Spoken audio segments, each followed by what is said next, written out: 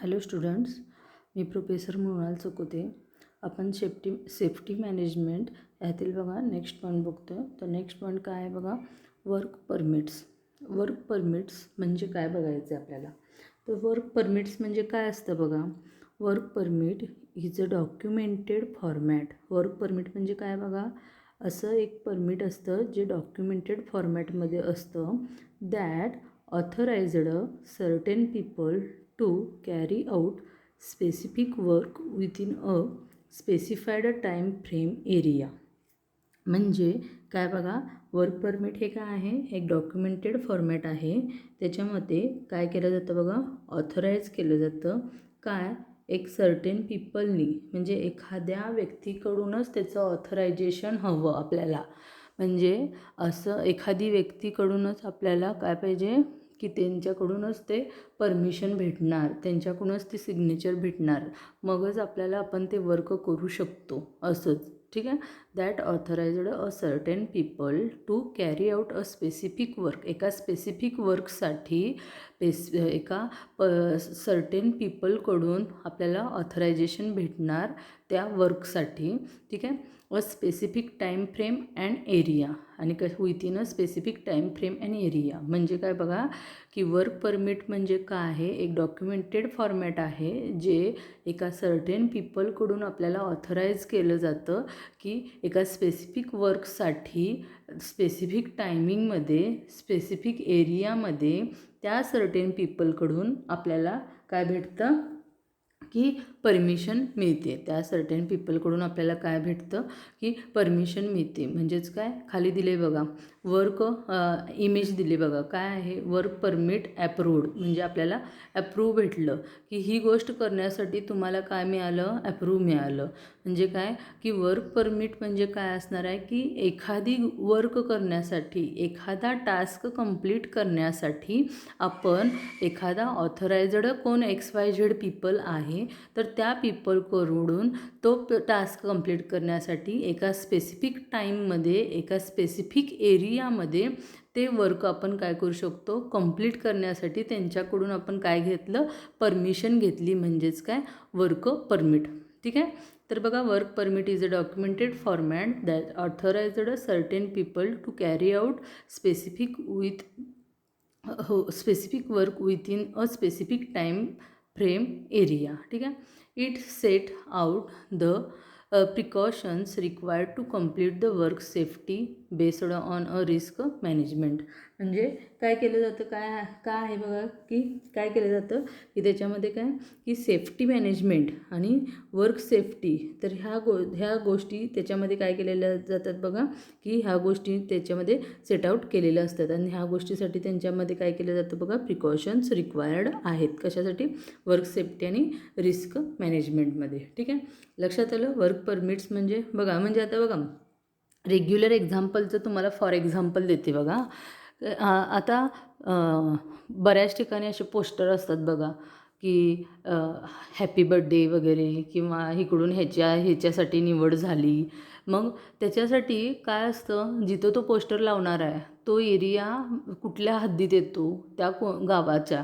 तर त्या गावाचं मेन कोण आहे, ठीक आहे. तर आता इचलकरंजीमध्ये कोण, आपली नगरपालिका. तर नगरपालिकेकडून ते आपल्याला पर्टिक्युलर लेटर आणायला लागतं की ह्या हद्दीमध्ये हे बोर्ड एवढ्या दिवसासाठी त्या एरियामध्ये आम्ही लावणार आहे.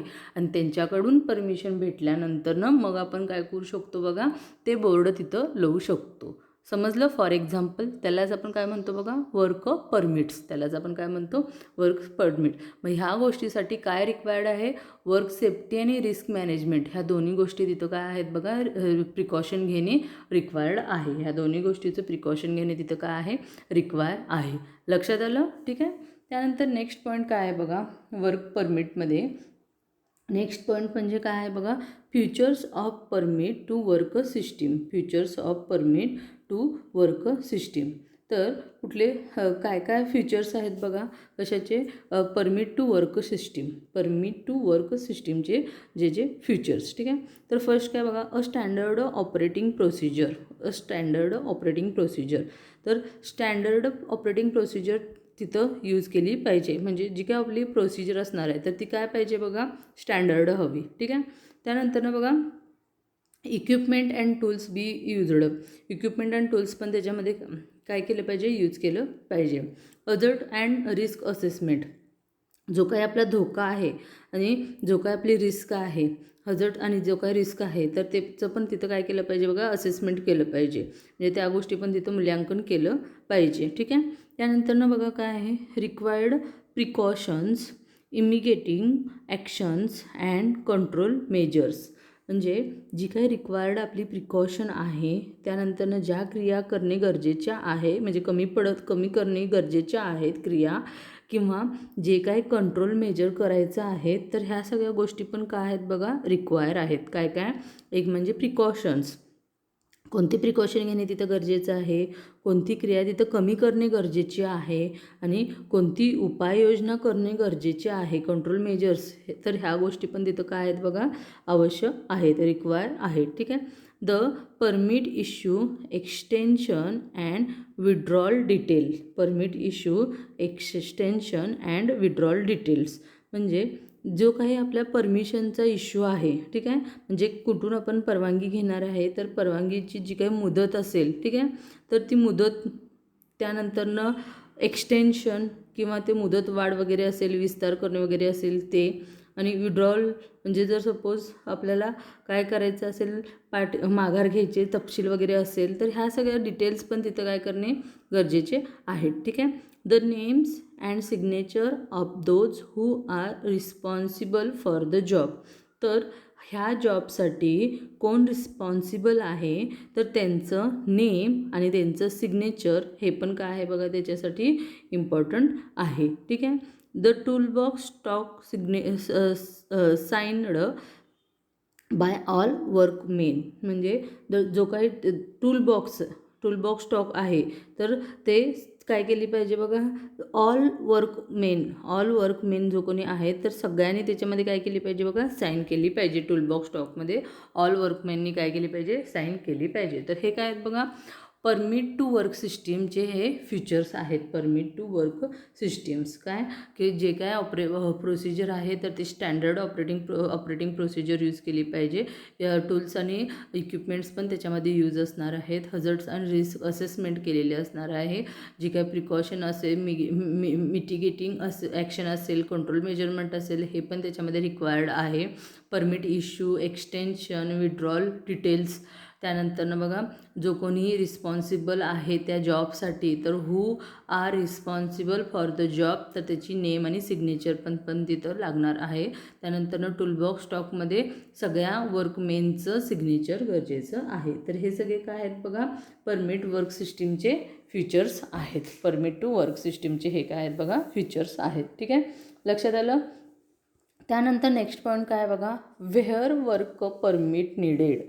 व्हेअर वर्क परमिट निडेड, म्हणजे जे कुठे ह्या कामाच्या परवानगीची आवश्यकता आहे. ठीक आहे. म्हणजे कुठे, जिथे ह्या कामाचे, म्हणजे कुठं खाली जे पॉईंट्स दिलेत ना, तर तिथे काय असणार आहे, हे परमिशनची काय आहे, गरज आहे, नीड आहे. ठीक आहे.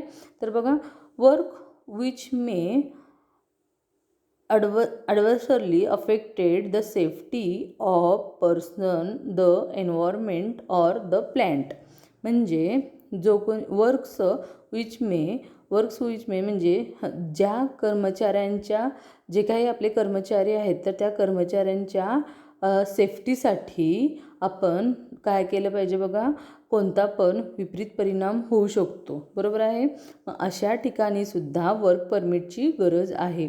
म्हणजे जे सेफ्टी ऑफ पर्सन, जे काही असे वर्क, म्हणजे असं जिथलं वर्क ज्याच्यामध्ये जे काही आपले वर्कर्स आहेत, तर त्या वर्कर्सना सेफ्टीची, सुरक्षितेवर परिणाम होऊ शकतो. तर अशा ठिकाणी पण वर्क्स परमिटची गरज आहे.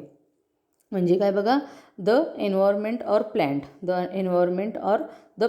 म्हणजे एन्व्हायरमेंट आणि प्लॅन्टमध्ये पण. ठीक आहे.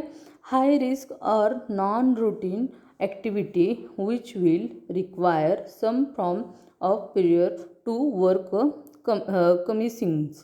ठीक आहे. कॉमेन्सिंग. ठीक आहे. म्हणजे बघा high risk or non routing activity which will require some form of prior to work commencing. ठीक आहे. तर म्हणजे काय येतं बघा, जे काही हाय रिस्क आणि नॉन रूटिंग जे काही वर्क आहे, तर त्यासाठी काय होतं की ह्या गोष्टीसाठी रिक्वायर होतं.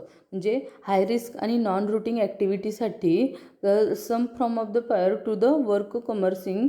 तर ह्या गोष्टीसाठी पूर्वी काय असायचं, पूर्वी प्रमाणात काय होतं, ह्या कामासाठी आपल्याला काय असायचं की वर्क परमिटची गरज असायची. कशासाठी, तर जिथं हाय रिस्क आहे आणि नॉन रूटिंग ॲक्टिव्हिटी आहे, तर ह्या गोष्टीसाठी पण वर्क परमिटची काय असायची, रिक्वायर असायची, हाय रिस्क आणि नॉन रूटिंग ॲक्टिव्हिटीसाठी. ठीक आहे. त्यानंतर नेक्स्ट काय बघा, non production work like maintenance, repair, cleaning, testing. म्हणजे जिथं नॉन प्रोडक्शन नाही आहे, नॉन प्रोडक्शन वर्क आहे. ठीक आहे. मग लाईक मेंटेनन्स असेल, रिपेअर असेल, एखाद्या गोष्टीचं मेंटेनन्स करत असताना, एखाद्या गोष्टीचं रिपेअर करताना, क्लिनिंग करताना, टेस्टिंग करताना पण वर्क परमिटची गरज आहे. तर तुम्ही म्हणाल मेंटेनन्स करताना कसं काय गरज असेल, तर बघा, तर मोठमोठ्या मशिनरीज आहेत, तर त्या मशिनरीमध्ये जेव्हा आपण त्या मशिनरीचं मेंटेनन्स करत असतो, म्हणजे एखादं टेस्टिंग करत असतो किंवा ती मशीन रिपेरी करायची असेल, तर व्यवस्थितपणे त्या मशीनचा जो काही पॉवर सप्लाय आहे, तर तो बंद झाला आहे की नाही हे आपल्याला माहीत असणं गरजेचं आहे. त्यामुळे त्या मशीनला जेव्हा हात लावणार आहे, तर तेव्हा त्याला जो कोणी हायर ऑथॉरिटी आहे, तर त्या हायर कडून आपल्याला परमिशन घेणं काय आहे, इम्पॉर्टंट आहे. जो आपण जॉब करणार आहे, एखादा टास्क कंप्लीट करणार आहे त्यासाठी. ठीक आहे. ह्या गोष्टी कुठल्या झाल्या बघा, मेंटेनन्स, रिपेरी, क्लिनिंग आणि टेस्टिंग. तर ह्या नॉन प्रोडक्शन वर्क. ठीक आहे. नॉन प्रोडक्शन वर्कसाठी सुद्धा काय आहे बघा, वर्क परमिटची गरज आहे. त्यानंतर ना बघा, job where 2 or more individual or group needed to coordinate activity to complete the job safety. म्हणजे बघा, असं जॉब ज्याच्यामध्ये 2 किंवा त्याच्यापेक्षा जास्त इंडिव्हिज्युअल पण आणि ग्रुप पण असतील, आणि तेव्हा त्याच्यामध्ये जे काही ॲक्टिव्हिटी असणार आहेत, तर त्या ॲक्टिव्हिटीमध्ये जे काय कोऑर्डिनेशन, ठीक आहे, तर ते सुरक्षितपणे ते जॉब सेफ्टी कंप्लीट करण्यासाठी पण वर्क परमिटची गरज आहे. ठीक आहे. Work on high voltage electrical equipments. जेव्हा हाय व्होल्टेज इलेक्ट्रिकल इक्विपमेंट्समध्ये तुम्ही वर्क करत असाल, तर तेव्हासुद्धा वर्क परमिटची गरज आहे. बघा, हाय व्होल्टेज इलेक्ट्रिकल इक्विपमेंट्समध्ये आता जर सपोज फॉर एक्झाम्पल म्हणून तुम्हाला सांगते मी, की आता हे आहे काय, की बघा, आपल्या ह्याच्यावरची कशावर, आता रस्त्यावर बघा काय होत असतं, झाडं कटिंग करायचं असतं, बरोबर आहे. मग जेव्हा झाडं कटिंग करणार असतं, तर तेव्हा काय केलं जातं बघा, की त्या एरियामधला आपल्याला काय केलं जातं बघा, जे का लाईट आहे तर ते बंद केलं जातं, कारण की त्या झाडांवरून ती लाईटची वायर वगैरे गेलेली असते, बरोबर आहे. मग तेव्हा कशाची गरज असते, कोण पण उठून ते झाड आपल्या घरावर यायला लागले म्हणून झाड कटिंग करू शकतो का, नाही. तर त्याला पण काय गरज असते बघा, वर्क परमिटची गरज असते. ठीक आहे. त्यानंतर कॉम्प्लेक्स मशिनरी, जे काही कॉम्प्लिकेटेड मशिनरी आहेत, तर त्या गोष्टीसाठी वर्क परमिटची गरज आहे. प्रेशर टेस्टिंग, तर प्रेशर टेस्टिंगसाठी पण वर्क परमिटची काय आहे बघा, गरज आहे. एस्केप ऑफ एस्केप आणि रिसिक सिस्टीम, म्हणजे जे काही आपला सुटका असेल किंवा एखादी बचाव करण्याची जी काही सिस्टीम आहे, तर ह्या गोष्टीसाठी पण काय असणार आहे बघा, वर्क परमिटची गरज आहे. वर्क ॲट हाय म्हणजे जे काय उंचीवरचं एखादं काम असतं ना, तर त्या गोष्टीसाठी सुद्धा वर्क परमिटची काय असते बघा, गरज असते. ऑपरेशनल पाईपलाईनसाठी, कुठल्यासुद्धा पाईपलाईनसाठी सुद्धा वर्क परमिटची गरज असते.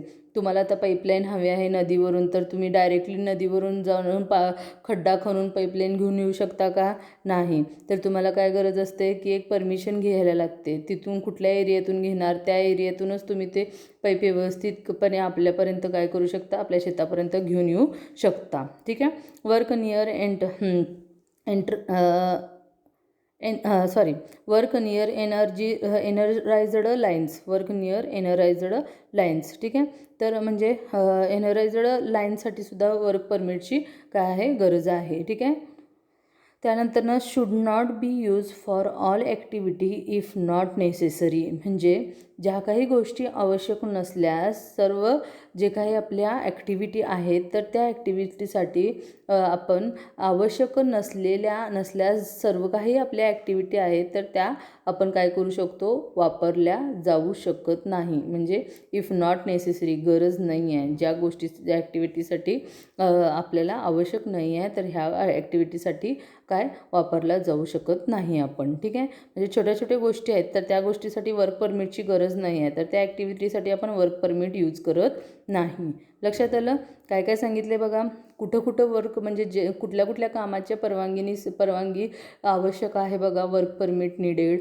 तर पहिला काय सांगितले बघा, जिथं आपल्या वर्कर्स जो कोणी वर्कर आहे तर त्या वर्कर्सला जे वर्कर्सच्या सेफ्टीवर अफेक्ट होत असेल तर अशा वर्किंगसाठी पण वर्क परमिटची गरज आहे आणि हाय रिस्क आणि नॉन रूटीन ॲक्टिव्हिटीसाठी सुद्धा वर्क परमिटची गरज आहे. त्यानंतरनं नॉन प्रोडक्शन वर्क म्हणजे मेंटेनन्स असेल, रिपेरी असेल, क्लिनिंग असेल, टेस्टिंगसाठी पण गरज आहे. एक किंवा त्याच्यापेक्षा जास्त इंडिव्हिज्युअल किंवा ग्रुप जे काही कोऑर्डिनेशन ॲक्टिव्हिटी आहे तर ते सेफ्टी जॉब कंप्लीट करण्यासाठी पण वर्क परमिटची गरज आहे. त्यानंतर जिथं हाय व्होल्टेज इलेक्ट्रिकल इक्विपमेंट आहे, कॉम्प्लेक्स मशिनरी आहे, प्रेशर टेस्टिंग, त्यानंतरनं इस्किप आणि रिसिक्यू सिस्टीम आहे, त्यानंतरनं वर्क ॲट हाईट म्हणजे म्हणजे उंचीवरचं जे काही एखादं काम असेल, त्यानंतरनं ऑपरेशनल पाईपलाईन असेल किंवा वर्क नियर एनरायझड लाईन असेल आणि ह्या सगळ्या गोष्टीसाठी काय आहे बघा, वर्क परमिटची गरज आहे. ठीक आहे, आणि ज्या आवश्यक नसलेल्या जे काही सर्व ॲक्टिव्हिटी आहेत तर त्या ॲक्टिव्हिटीसाठी आपण वापरला जाऊ शकत नाही किंवा वापरला जाऊ नाही वर्क परमिट हे. ठीक आहे, लक्षात आलं? ठीक आहे, तर बघा आपण कोणते पॉईंट बघितले. एक म्हणजे वर्क परमिट म्हणजे काय, म्हणजे परमिशन घेणे आणि ते परमिशन ॲप्रूव्ह करून एखादं काम कंप्लीट करणे. ठीक आहे, त्यानंतरनं features of permit to work system आणि व्हेअर वर्क परमिट नीडेड. तर हे पॉईंट्स आपण आता काय केलेले आहेत बघा, बघितलेले आहेत. ठीक आहे, तर इथं आपला हा पॉईंट संपलेला आहे. ठीक आहे, थँक्यू.